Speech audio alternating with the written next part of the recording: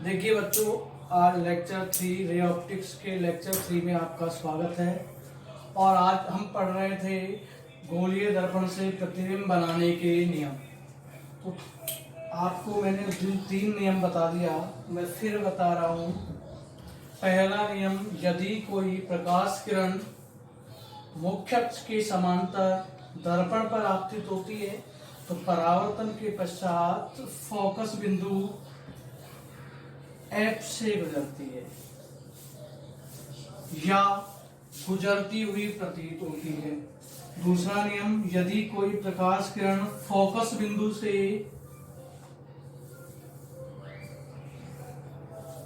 दर्पण पर आपतित होती है तो परावर्तन के पश्चात मुख्य अक्ष से गुजरती है। दो नियम। तीसरा नियम, यदि कोई प्रकाश किरण प्रकाश केंद्र यानी वक्रता केंद्र से दर्पण पर आपतित होती है तो उसके पश्चात वो पुनः उसी मार्ग से लौट जाती है। क्यों लौट जाती है, इसका रीजन बताया था मैंने। मान लिया ये हमारे पास कोई समतल दर्पण है तो हम क्या कहते हैं कि समतल दर्पण पर लंबवत ये कोई प्रकाश किरण आ रही है तो ये इसका क्या होगा, आपतन बिंदु हो गया। क्या हो गया, आपतन बिंदु हो गया। अब इसका अभिलंब खींचेंगे तो अभिलंब कहां बनेगा, इसी रेखा पर। तो इसी प्रकाश किरण पर अभिलंब बनेगा तो आई का मान क्या होगा, 0। आई का मान 0 है तो परावर्तन के नियम से आई बराबर क्या होता है, आर। तो आर भी कितना होगा, 0। इसलिए हम क्या कहते हैं, यहां वक्रता केंद्र इसके इस दर्पण के लंबवत होता है। यहां से कोई रेखा खींचेंगे तो ये लंबवत होगी, इसलिए हम क्या कहते हैं, आई और आर क्या आएगा, 0। इसलिए यहां से आ रहा है तो वापस लौट जाएगा। तो 3 नियम हो गए। चौथा नियम, यदि कोई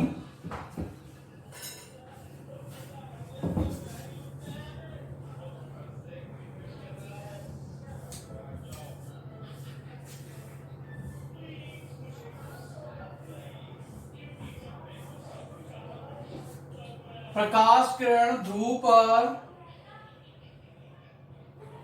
जितने डिग्री कोण से आपतित होती है उतने ही डिग्री कोण से परावर्तित होगी। अर्थात ये 30 डिग्री से आ रही है तो 30 डिग्री से ही क्या होगी, परावर्तित। तो ये 4 नियम हो गए। अब सबसे पहले हम गोलीय दर्पण से प्रतिबिंब का निर्माण करेंगे। गोलीय दर्पण में सबसे पहले अवतल दर्पण से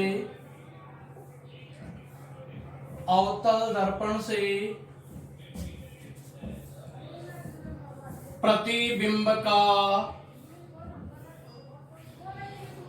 निर्माण, यानी अवतल दर्पण से हम प्रतिबिंब का निर्माण करेंगे। ध्यान से देखना तुम लोग, अच्छा टॉपिक है, बिल्कुल सिंपल। तो सबसे पहले कहां वस्तु हो सकती है, उसका प्रतिबिंब कहां बनेगा, ये सब हमें देखना है।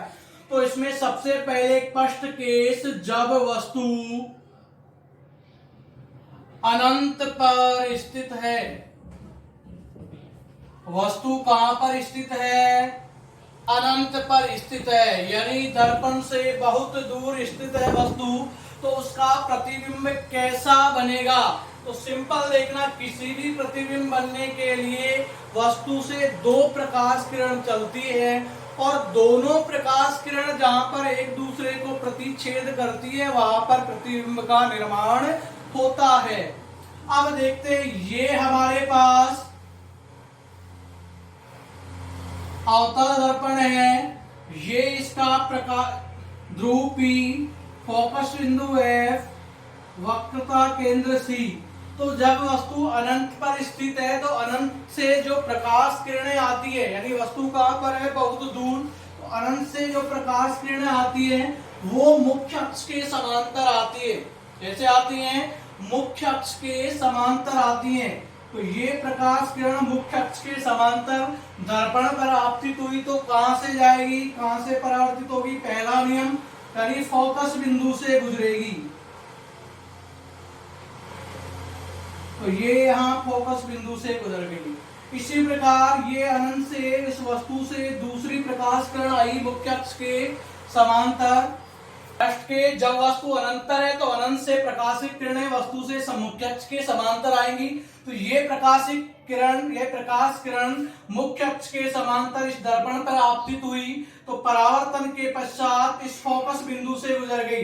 इसी प्रकार यहां से एक प्रकाश किरण मुख्य अक्ष के समांतर आई और ये फोकस बिंदु से गुजर गई। अब देखिए प्रतिबिंब कहां बनता है, जहां पर परावर्तित किरणें एक दूसरे को प्रतिच्छेद करेंगी। मान लिया ये हमारे पास वस्तु का ए सिरा ए और ये क्या है बी सिरा, तो ये वाला भाग इसका ए होगा और ये वाला क्या होगा बी होगा। दोनों एक दूसरे को क्या कर रहे हैं प्रतिच्छेद, तब यहाँ पर प्रतिबिंब बनेगा। और ये प्रतिबिंब देखो यहाँ इतनी बड़ी वस्तु दिख रही है और यहाँ पर ये बिल्कुल छोटा दिख रहा है, तो आकार कैसा होगा, प्रतिबिंब का आकार वस्तु से बहुत छोटा,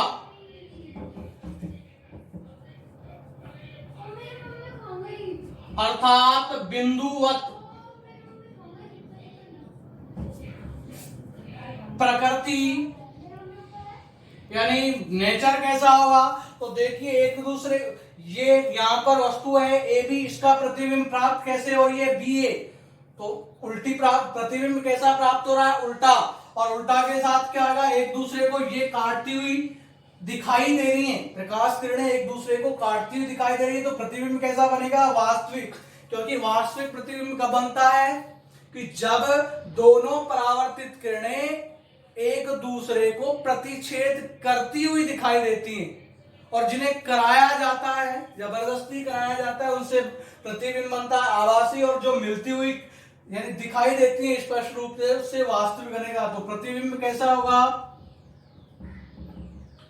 वास्तविक व उल्टा। प्रतिबिंब कैसा प्राप्त होगा वास्तविक व उल्टा। आकार वस्तु से बहुत छोटा अर्थात बिंदु, अब देखो यहाँ वस्तु ए बी, यहाँ बिल्कुल डॉट दिख रहा है तो बहुत छोटा है। और नेक्स्ट स्थिति,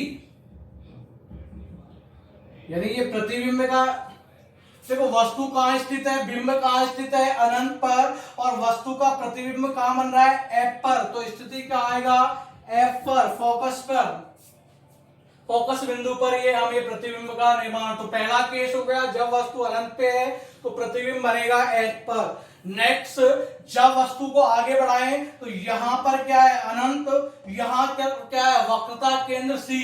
तो अगला कंडीशन जब वस्तु अनंत व सी क्या है वक्रता केंद्र के मध्य स्थित है तो प्रतिबिंब कैसा बनेगा,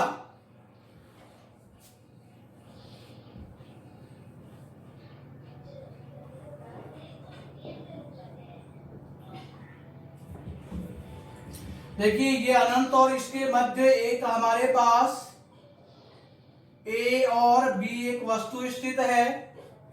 यहां से दो परावर्तित किरणें प्राप्त करने के लिए दो किरणें यहां पर आपतित होंगी।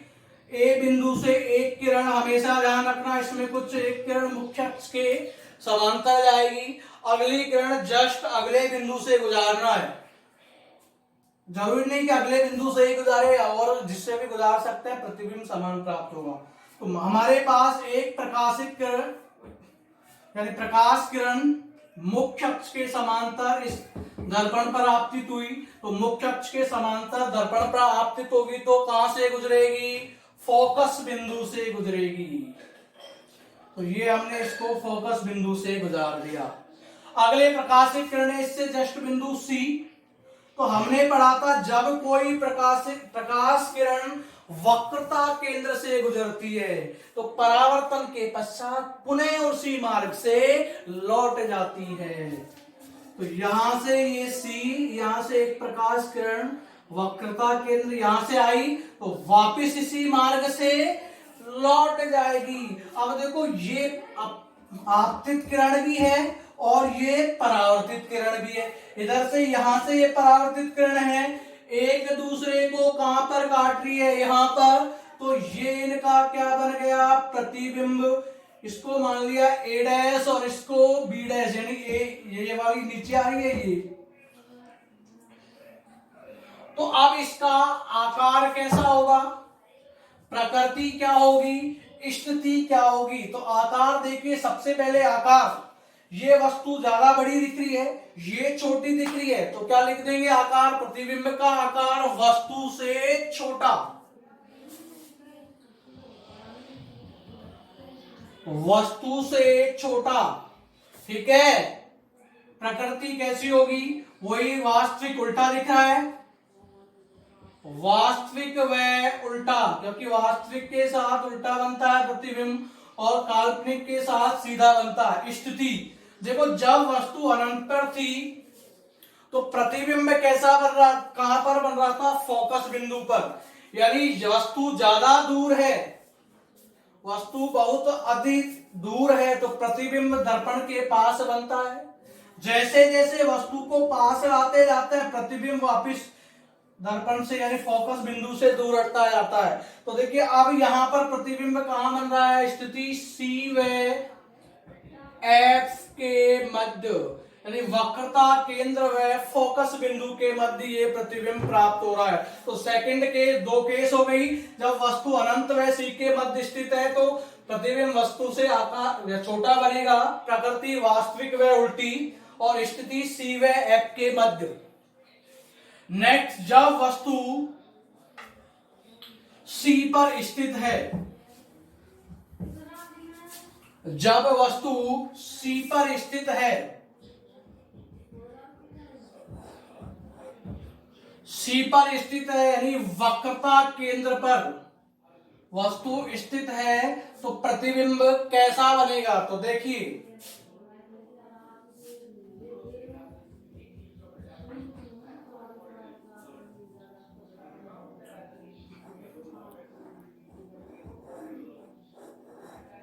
देखो ये डिस्टेंस यानी इसकी डबल होगी, तो ये पॉइंट सही लेना।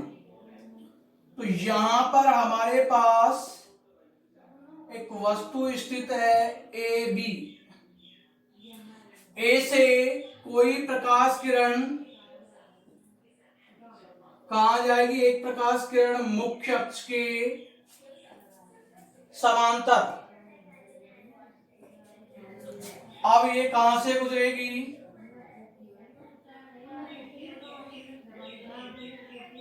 फोकस बिंदु से, कहां से गुजरेगी, फोकस बिंदु से, क्योंकि मुख्य अक्ष के समांतर फोकस बिंदु से। दूसरी प्रकाशित किरण, इससे अगला बिंदु कौन सा है, एफ। तो यदि कोई प्रकाश किरण फोकस बिंदु से आपतित होती है तो परावर्तन के पश्चात कहां जाएगी, मुख्य अक्ष के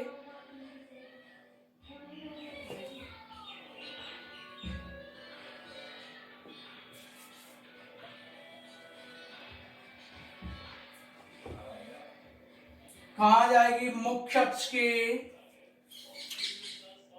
समांतर, और जहां पर ये एक दूसरे को प्रतिच्छेद करेंगी वहां पर क्या बनेगा, प्रतिबिंब ए डैश बी डैश। तो देखिए ये इस स्थिति में वस्तु का आकार, सॉरी प्रतिबिंब का आकार किसके बराबर दिख रहा है, वस्तु के बराबर।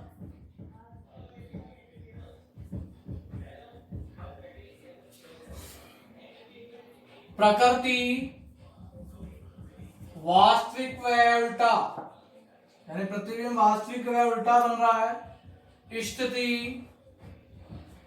कहां प्राप्त हो रही है, ये भी वस्तु भी सी पर रख रही है और प्रतिबिंब भी कहां प्राप्त हो रहा है, सी पर, तो वक्रता केंद्र पर। तीन केस हो गए हमारे पास। तो जब वस्तु वक्रता केंद्र पर स्थित है तो प्रतिबिंब वक्रता केंद्र पर बनेगा, वस्तु के बराबर बनेगा, वास्तविक व उल्टा प्राप्त होगा। अब वस्तु को आगे ले जाएंगे तो कहां स्थित होगी, सी व एफ के मध्य। तो नेक्स्ट, जब वस्तु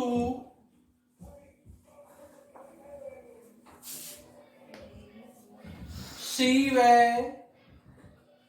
एफ के मध्य स्थित है, वस्तु कहां स्थित है, सी व एफ के मध्य,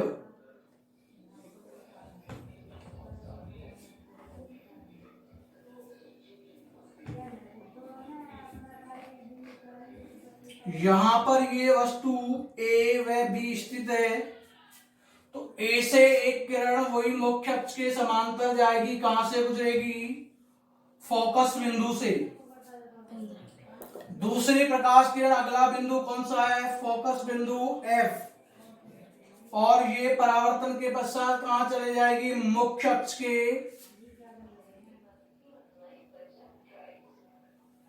समांतर। जहां पर एक दूसरे को प्रतिच्छेद कर रही हैं परावर्तित किरणें, वहां पर क्या बनेगा, प्रतिबिंब का निर्माण होगा ए डैश बी डैश। अब देखो यहां वस्तु छोटी है और ये ज्यादा बड़ा दिख रहा है, तो आकार वस्तु से बड़ा, प्रकृति वास्तविक व उल्टा, स्थिति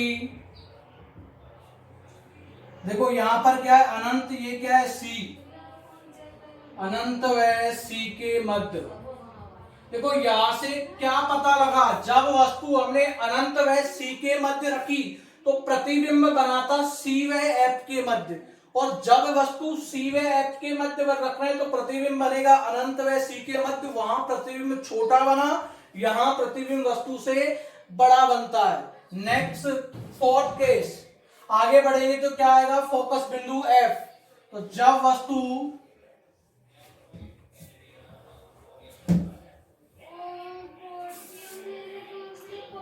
एफ पर स्थित है, यानी वस्तु फोकस बिंदु एफ पर स्थित है, तो ये हमारे पास अवतल दर्पण है, ये इसका ध्रुव पी, फोकस बिंदु एफ और ये सी। तो यहां पर एफ पर हमारे पास कोई वस्तु स्थित है ए बी। देखिए हमने देखा था जब वस्तु अनंत पर स्थित थी तो प्रतिबिंब कहां बना था, फोकस बिंदु पर। तो यहां पर देखते हैं कि एक प्रकाश किरण कहां जाएगी, मुख्य अक्ष के समांतर, कहां से गुजरेगी, फोकस बिंदु से। दूसरा अगला बिंदु है ध्रुव पी, तो ध्रुव पी पर जितने डिग्री कोण से आपतित होती है उतने ही डिग्री कोण से क्या होगी, परावर्तित होगी। परावर्तित होती है तो क्या देखते हैं कि दोनों एक दूसरे के समांतर आ जाती हैं। परावर्तित किरणें दोनों एक दूसरे के क्या है, समांतर। इसका मतलब कहां पर मिलती हुई दिखाई दे रही है, ये अनंत पर, क्योंकि जब हमारे पास अनंत पे वस्तु रखी थी तो हमने जो आपतित किरण ली थी वो कैसे ली थी, समांतर ली थी। इसी प्रकार जब वस्तु एक पे रखी है तो दोनों परावर्तित किरणें कैसे होगी, समांतर। इसका मतलब कहां मिल रही है, ये अनंत पर। तो आकार अनंत पर वस्तु, यानी यहाँ वस्तु छोटी है, अनंत पर मिलेगी तो ये प्रतिबिंब बहुत बड़ा बनेगा, तो आकार क्या होगा,